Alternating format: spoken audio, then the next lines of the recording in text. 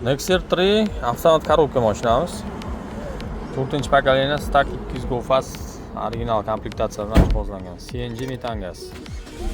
Mashinani zavod qilamiz. Hozir gazga o'tadi, переключение. O'tdi. Mana shu holatida taxometrda benzinda ham, gazda ham skachka bor edi. Chiqadi, tushadi, chiqadi, tushadi ishlab turibdi. Va video olish esdan chiqdi o'zini oldingi holatida. Bu mashinani bundan oldingi mashinalarni ham egalari bundan oldingi mashinalarni qilib berganmiz. Gentra.